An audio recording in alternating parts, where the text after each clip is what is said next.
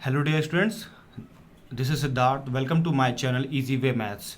Today we are going to discuss a new topic, estimation. To understand estimation, we have to understand how to round off a number to nearest 10, nearest 100 or nearest 100 etc. Okay, first of all we will discuss about estimation. What is estimation? इस तो मैं कह सकता हूँ उस तरीके से कि एस्टिमेशन जो है एक आकलन होता है, एक अनुमान होता है, एक अंदाजा होता है किसी भी नंबर के लिए. ठीक है, तो आइए समझते हैं कि एस्टिमेशन क्या होता है. ठीक है, to learn estimation we must know how to round off a number to the nearest 10, nearest 100 और नियरेस्ट 1000 एक्सेट्रा. एस्टिमेशन आकलन को समझने के लिए हमें सबसे पहले ये जानना होगा कि किसी भी नंबर को हम कैसे नियरेस्ट 10, नियरेस्ट 100 या नियरेस्ट 1000 में राउंड ऑफ करते हैं. ओके, तो first of all we will start from rounding a number to the nearest 10. किसी भी नंबर को कैसे हम नियरेस्ट 10 में राउंड ऑफ करते हैं, इसके लिए कुछ स्टेप्स दिए हुए हैं. We will start from the step 1. Step 1 is underline the ones unit digit. सबसे पहले दिए गए नंबर में आपको वंस यूनिट डिजिट को क्या करना होगा, अंडरलाइन करना होगा. बच्चों, अंडरलाइन करने के लिए मैं क्यों कह रहा हूँ, अंडरलाइन करने के लिए मैं इसलिए कह रहा हूँ क्योंकि आपका फोकस उस नंबर पर बना रहे. क्योंकि नियरेस्ट 10 में जब भी आप राउंड ऑफ करते हैं किसी भी नंबर को, तो उसमें जो मेजर रूल होता है वो वंस डिजिट का ही होता है. स्टेप नंबर 2 की तरफ बढ़ते हुए हम बात करते हैं. लिखा हुआ है if ones digit is less than 5 replace ones digit by 0 and keep the other digits unchanged. देखिए बच्चों, जब भी हम राउंड ऑफ करते हैं नियरेस्ट 10 में, तो हमें देखना होता है कि वंस डिजिट क्या है. अगर वंस डिजिट 5 से लेस देन हो, यानी कि 5 से छोटा हो, या हम इस तरीके से कहें कि वंस डिजिट 1, 2, 3 या 4 हो, तो हम क्या करते हैं, हम करते ये हैं कि replace one digit by 0. Ones के डिजिट को हम 0 से रिप्लेस करते हैं. मतलब 1, 2, 3 या 4 जो भी आया होगा उसे हम हटा देंगे और वहां पर क्या लिखेंगे, 0 लिखेंगे. और keep the other digits unchange. और बाकी जो भी डिजिट्स होंगे वो टेंस के हों, हंड्रेड्स के हों, थाउजेंड्स के हों, हम उन्हें अनचेंज्ड रखेंगे, उनमें कोई भी चेंज नहीं होगा. ठीक है, लेकिन अब एक और कंडीशन बनता है बच्चों कि अगर वंस के प्लेस पे 5 हो, 6 हो, 7 हो या 8 हो, 9 हो, तो हम क्या करेंगे. तो उसके लिए हम स्टेप नंबर 3 की तरफ बढ़ते हैं. स्टेप नंबर 3 क्या कह रहा है, इफ वंस डिजिट इज 5 और मोर देन 5. अगर दिए हुए नंबर में वंस डिजिट या तो 5 हो या 5 से बड़ा हो, मैंने आपको बताया 5 हो, 6 हो, 7 हो, 8 हो या फिर 9 हो, तो हम क्या करते हैं, इंक्रीज टेंस डिजिट बाई 1. तो हम टेंस के डिजिट को 1 बढ़ा देते हैं, या हम इस तरीके से कहें कि टेंस के डिजिट में आप 1 ऐड कर देते हैं. And replace ones digit by 0. और टेंस के बाद जो डिजिट यानी कि वंस डिजिट होते हैं उन्हें हम क्या कर देते हैं, 0 से रिप्लेस कर देते हैं, हटा देते हैं बाकी डिजिट्स को. ठीक है, आइए इस सारे प्रोसेस को हम एग्जाम्पल के थ्रू समझते हैं. एग्जाम्पल नंबर 1 मैंने लिया है 24. मैंने दोनों स्टेप को क्लियर करने के लिए 2 एग्जाम्पल लिए हैं. एक में आप देख रहे हैं कि वंस डिजिट जो है 5 से छोटा है, और दूसरा एग्जाम्पल मैंने 49 लिया है जिसमें वंस का डिजिट 5 से बड़ा है. ठीक है, आइए स्टार्ट करते हैं फर्स्ट एग्जाम्पल 24 से. सॉल्यूशन नंबर 1 लिखा हुआ है कि इन 24, देखिए मैंने 4 को अंडरलाइन किया ऑलरेडी फोकस करने के लिए. ठीक है, इन 24 द वंस डिजिट इज 4. आपको दिख रहा है बच्चों कि 24 में जो वंस डिजिट है वो क्या है, 4 है. और आपको अच्छे तरीके से पता है कि 4 जो होता है वो 5 से क्या होता है, छोटा होता है. ठीक है, क्या होता है, छोटा होता है. इस कंडीशन में हम यहाँ पे स्टेप नंबर 2 को फॉलो करेंगे कि जब भी यूनिट डिजिट या वंस डिजिट 5 से छोटा होता है, तो हम वंस के डिजिट को क्या कर देते हैं, 0 कर देते हैं, और बाकी डिजिट्स में कोई चेंजिंग नहीं करते हैं. तो बच्चों मैंने वही काम यहाँ पे मैं करने जा रहा हूँ.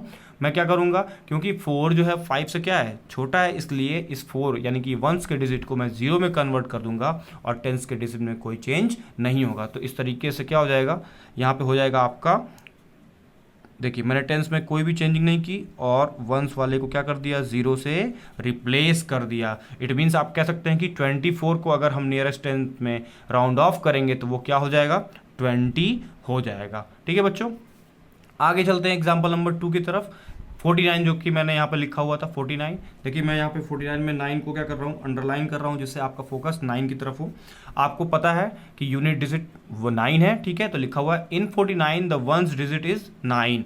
वंस डिजिट क्या है इस 49 में, 9 है. और आपको अच्छे तरीके से पता है, आप वेल नोन है इस बात से कि 9 जो होता है वो 5 से क्या होता है, बड़ा होता है, ग्रेटर देन होता है. इस कंडीशन में हम स्टेप नंबर 3 जो कि मैंने आपको यहाँ बताया कि अगर वंस का डिजिट 5 हो या 5 से बड़ा हो, तो हम टेंस के डिजिट को 1 ऐड कर देते हैं, इंक्रीज कर देते हैं और बाकी के वंस के डिजिट को हम 0 से रिप्लेस करते हैं। तो बच्चों मैं यहाँ पर वही काम करने जा रहा हूँ, ठीक है, ध्यान दीजिएगा आप।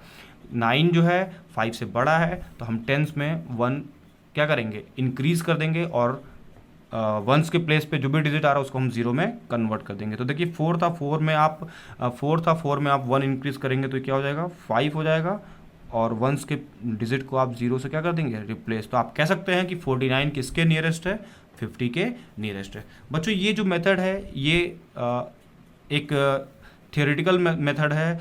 एग्जांपल्स में इन्हें कॉपी में ऐसे करना होता है, पूरा एक्सप्लेन करना होता है कि यूनिट डिजिट क्या है, वो 5 से छोटा है, बड़ा है या इक्वल है, तो क्या प्रोसेस होता है। इसके लिए आपको ऐसे ये प्रोसीजर फॉलो करना होगा। लेकिन बच्चों अगर आपसे ओरल पूछ लिया जाए तो आप क्या करेंगे, या फिर काफ़ी ऐसा होता है कि छोटे बच्चों को ये नियरेस्ट 10 या 100,000 समझने में दिक्कत होती है। तो इसके लिए एक शॉर्ट मेथड मैंने तैयार किया है, आपको यहाँ पर मैं समझाता हूँ। देखिए पहला नंबर मैंने 24 लिया था, ठीक है। सबसे पहले आपको ये देखना होगा ये जो 24 है ये किन दो नंबर्स के बीच में लाई करता है, पढ़ता है, ठीक है। तो आपको दिख रहा है 24, आप 20 से स्टार्ट कर रहे हैं तो पहला नंबर जो होगा वो क्या होगा, 20 होगा, ठीक है। और सेकंड नंबर कैसे होगा, तो 20 के बाद क्या आता है, टेंस में 30 आता है, ठीक है। जैसे 10, 20, 30, 40 इस तरीके से आप काउंटिंग करें तो 20 के बाद क्या आता है, 30 आता है, ठीक है। अब बच्चों आपको करना क्या है कि जब भी आप नियरेस्ट टेंस की बात कर रहे हैं तो आपको टेंस डिजिट के बाद वंस का डिजिट आपको 5 करना है। तो अगर हम यहाँ 0 की जगह 5 करेंगे तो क्या हो जाएगा, 25, ठीक है। 20 का क्या हो जाएगा, 25। अब आपको करना क्या है, ध्यान दीजिएगा, आपको करना क्या है, आपको कंपेयर करना है 24 और 25 को, 24 और 25 को। आपको देखना है इनमें से ये नंबर जो आपका क्वेश्चन है ये इस 25 से छोटा है या बड़ा है। तो आपको यहाँ साफ दिख रहा होगा कि 24 इज स्मॉलर देन 25। 24 जो है 25 से क्या है, छोटा है। क्लियर है बच्चों, 24 25 से क्या होता है, छोटा होता है। अगर आपका क्वेश्चन का नंबर इस 25 से छोटा है तो आपका आंसर ये होगा 20, यानी कि ऊपर वाला नंबर होगा, ठीक है। तो मैंने यहाँ पे क्या लिख दिया, 20 लिख दिया। आया बच्चों बात समझ में। चलिए सेकंड एग्जांपल देखते हैं। इसी तरीके से मैंने 49 लिया था, आपको सबसे पहले वो दो नंबर पता करने हैं जिनके बीच में ये 49 हो सकता है। 49 40 से स्टार्ट कर रहे हैं आप, 40 के बाद टेंस में क्या आता है, 50 आता है, ठीक है। मैंने बताया कि टेंस के बाद वंस डिजिट को आपको 5 लिखना है, तो अगर 0 की जगह 5 लिखेंगे तो क्या होगा, 45 होगा, ठीक है, 45 होगा। आप एक इस बात को इस तरीके से भी समझ सकते हैं कि 45 जो है 40 और 50 के बीच में आता है, मिडिल में आता है। 45 40 और 50 के मिड में आता है, बीचों बीच में आता है, ठीक है। अब आपको 49 और 45 को क्या करना है, कंपेयर करना है। तो आप देख रहे हैं कि 49 इज ग्रेटर देन 45। 49 जो होता है वो 45 से क्या होता है, बड़ा होता है, ठीक है। इस कंडीशन में अगर ये नंबर आपका क्वेश्चन का नंबर आपके इस ब्रैकेट वाले नंबर से बड़ा आ रहा है तो आपका आंसर क्या होगा, नीचे वाला नंबर होगा, ठीक है। वो नंबर क्या है, 50 है, ठीक है। क्लियर है बच्चों, 49 किसके नियरेस्ट होगा, 50 के नियरेस्ट होगा, ठीक है। नियरेस्ट 10 समझने के लिए मैंने एक और अल्टरनेटिव मेथड यहाँ पे प्रिपेयर किया है। ये स्पेशली छोटे बच्चों के लिए जो 3rd 4th में पढ़ते हैं और उन्हें ये बुक वाली लैंग्वेज नहीं समझ में आती है, तो उन्हें हम एक तरीके से कह सकते हैं कि नंबर लाइन के ज़रिए भी नियरेस्ट 10 को हम क्लियर कर सकते हैं, उन्हें अच्छे से समझा सकते हैं। मैंने एग्जांपल क्या लिया था, 24। तो सबसे पहले मैं एक नंबर लाइन ड्रॉ करूँगा, इसमें मैं सेम लास्ट मेथड जो मैंने आपको समझाया कि 24 किन दो नंबर्स के बीच में होगा, 20 और 30 के बीच में होगा। तो मैंने यहाँ पे 20 लिखा है और यहाँ पर क्या लिखा है, 30 लिखा है। देखिए बच्चों मैंने यहाँ पे लिखा हुआ है 20 के बाद 21 आता है, 23, 24, 25, 26, 27, 28, 29 और 30 आता है, ठीक है। किस नंबर के बारे में बात कर रहे हैं हम, 24, इसलिए मैंने इसे सर्किल किया हुआ है ताकि आपके नज़र में ये बना रहे कि 24 की बात हो रही है। अब देखिए बच्चों नियरेस्ट 10 देखना है तो या तो 20 या तो 30। अब आपको देखना है कि 24 से अगर हम 20 पर जाते हैं तो हमें कितना स्टेप चलना पड़ेगा, 4 स्टेप। कैसे पता, 1 2 3 एंड 4, ठीक है। 24 से 23 आएंगे 1 स्टेप, 23 से 22 आएंगे 2 स्टेप, 22 से 21 आएंगे 3 स्टेप और 21 से 20 पे आएंगे तो कितने स्टेप होंगे, 4 स्टेप होंगे, ठीक है। अब बात करते हैं 24 से 30 की तरफ जाने के लिए, तो देखते हैं कितने स्टेप होंगे। 24 से 25 1 स्टेप, 25 से 26 2 स्टेप, 26 से 27 3 स्टेप, 27 से 28 4 स्टेप, 28 से 29 5 स्टेप और 29 से 30 जाने के लिए कितने स्टेप हो गए, 6 स्टेप हो गए।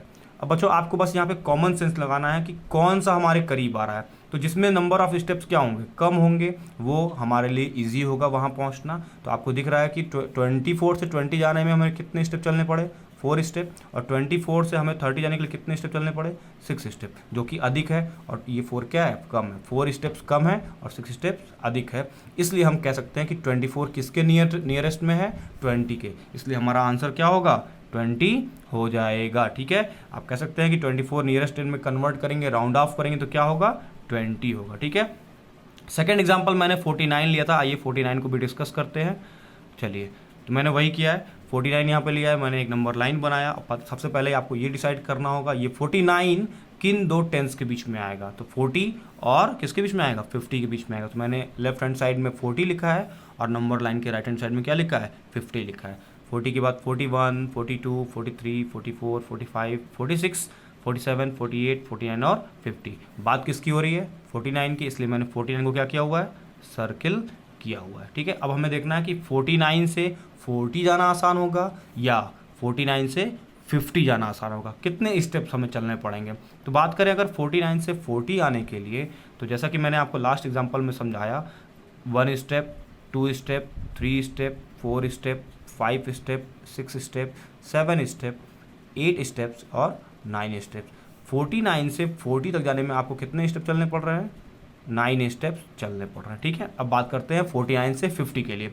49 से 50 देखिए, 49 टू 50 कितने स्टेप चलने पड़ रहे हैं, सिर्फ और सिर्फ 1 स्टेप चल रहा है। तो बताइए बच्चों, 49 से 40 जाना आसान हुआ या 49 से 50 जाना आसान हुआ। तो आपको आप भी कहेंगे कि सर यहाँ पे 9 स्टेप चलना पड़ रहा है, ये लॉन्ग प्रोसेस है, और यहाँ पे 1 स्टेप चलना पड़ रहा है, ये वेरी इजी और नियरेस्ट है। ठीक है, तो इसलिए 49 किसके नियरेस्ट होगा, 50 के नियरेस्ट होगा। ठीक है, आई होप कि आप लोग को मेरा ये मेथड समझ में आ रहा होगा। 2 मेथड मैंने यहाँ पे एक पीछे मेथड बताया मैंने, 2 नंबर के नियरेस्ट में करके किसके बीच में आता है, और मैंने यहाँ पे नंबर लाइन के ज़रिए आपको क्लियर करना चाहा कि नियरेस्ट 10 कैसे आप कर सकते हैं। आई होप कि आप सबको ये वीडियो समझ में आ रहा होगा। जहाँ भी आपको डाउट हो, आप हमसे अपने डाउट क्लियर करने के लिए कमेंट्स कर सकते हैं।